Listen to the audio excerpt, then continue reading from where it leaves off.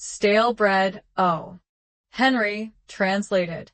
Miss Martha kept a little bakery on the corner just a few steps away from the houses. She was in her 40s, had $2,000 in the bank, 2 false teeth, and a very kind heart. Many people with fewer chances than hers had already made homes of their own, but Martha was still alone. 2 or 3 times a week, a customer came to the bakery who caught Martha's interest. He was a middle-aged man who wore spectacles. His brown beard was carefully trimmed. He spoke English with a German accent. His clothes were old, mended, and wrinkled here and there, yet he looked clean and decent. He always bought 2 stale loaves of bread. Fresh bread cost 5 cents each, while stale bread came 2 for 5 cents. He never bought cakes, pastries, or even Martha's favorite jelly roll. One day Martha noticed yellow and brown stains on his fingers. She was convinced he must be a painter, poor and struggling, perhaps living in a cramped attic, working with colors while surviving on stale bread. Whenever Martha sat down with tea and her bakery's delicious dishes, she sighed in her heart, if only this noble painter would sit at her table, eat her food instead of stale bread. Her heart, as you know, overflowed with sympathy. To confirm her suspicion, one day she brought down from her bedroom a painting she had once bought in a sale. She placed it on the shelf behind the counter. It was a scene of Venice, a magnificent marble palace, a gondola floating in the water with a maiden making ripples, sky, clouds, sunlight, and shade. A picture no painter could ignore. 2 days later the customer came. 2 stale loaves, please. Then his eyes fell on the picture. Ah, madam, you've put up a fine picture here. Martha smiled as she wrapped the loaves. Yes, I love art, especially painting, she said, and then asked, how do you find this picture?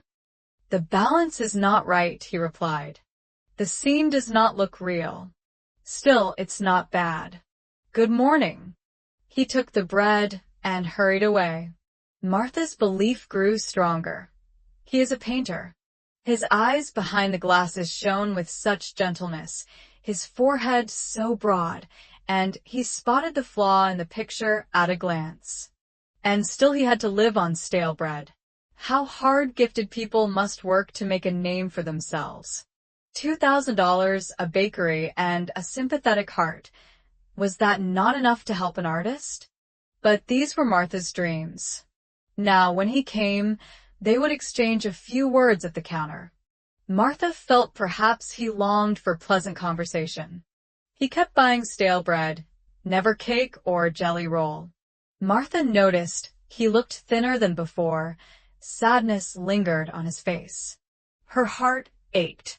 If only she could add something good to his purchase. But she dared not. She knew how delicate an artist's pride can be.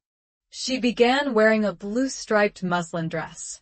In the back room, she prepared a secret mixture of saffron and almond oil, said to enhance complexion. One day the customer came as usual, placed down a nickel, and asked for stale bread. At that moment, a fire engine went by outside with a siren wailing. The customer rushed to the door to see. Martha seized the chance. From the cupboard below, she took some fresh butter the milkman had just delivered. With a knife, she made a deep cut in the loaf, stuffed in a good amount of butter, and pressed it shut.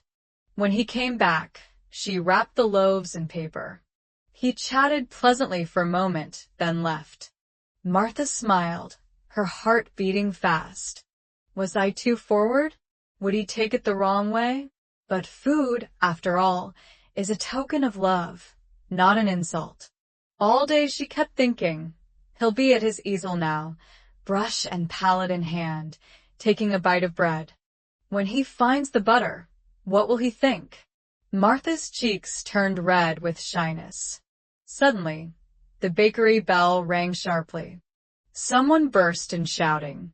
Martha hurried to the counter. 2 men stood there.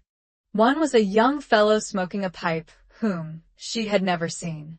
The other was her customer, her painter. His face was red with anger, hair disheveled, cap pushed to the back of his head. He shook his fist. "Fool! Idiot! Blockhead!"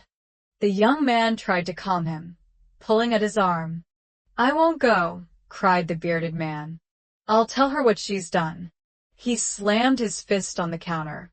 "You've ruined me, destroyed my work."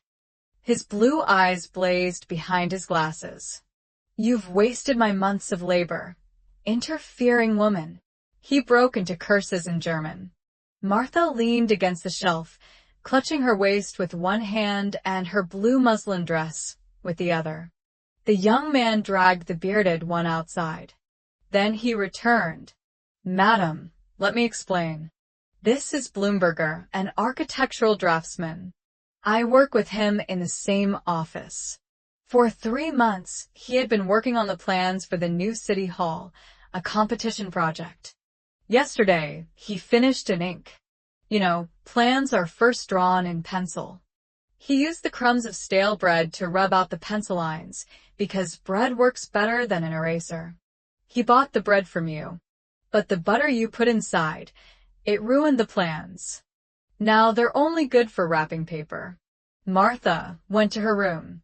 She took off the blue muslin dress with stripes. She put on her old brown woolen one. Then she poured her saffron and almond mixture out the window into the ash can.